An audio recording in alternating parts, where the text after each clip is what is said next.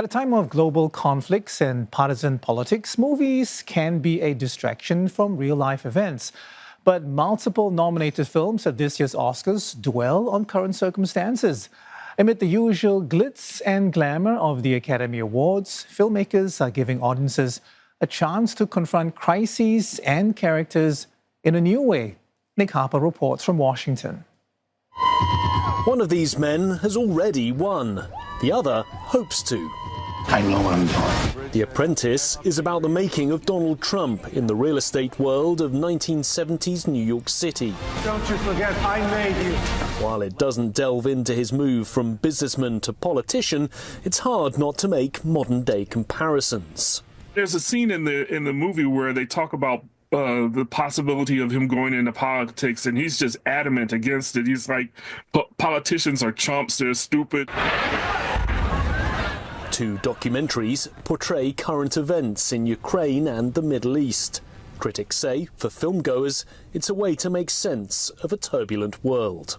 In order to deal with all of the issues that we have going on, people are craving these types of films and, either give them a clue of how to deal with upcoming events or maybe make them feel better about them. Porcelain War looks at the conflict in Ukraine, where artists turned fighters try to find beauty amid the destruction. They really wanted to document what was going on to prevent this from happening again, like to show, this is what's happening, and kind of almost as a cautionary tale. They even said that, this is important to get out there. It's not just filmmaking, it's a powerful tool. A second documentary portrays another ongoing conflict that's a major part of US foreign policy. No Other Land examines the expulsion of Palestinians from a part of the occupied West Bank, while also looking at how Israelis and Palestinians can work together.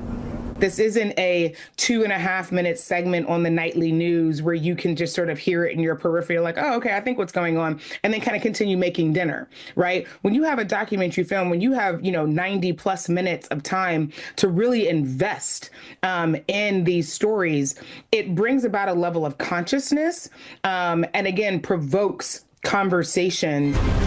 There is one sin which I have come to fear. The Vatican thriller Conclave hopes to take home Best Picture. Though fictional, it depicts the selection of a new pope at a time when the real Pope Francis is gravely ill, as art mirrors current events. Sometimes we need to aspire to great things, and that sometimes comes from documentaries and films that we know some of the story, but we just need to be encouraged. And sometimes that's the entertainment that we look for, that we want to be encouraged. The winners are announced in Los Angeles on Sunday, with the results likely to reflect the Academy's appetite for life as art on the silver screen. Nick Harper, CNA, Washington.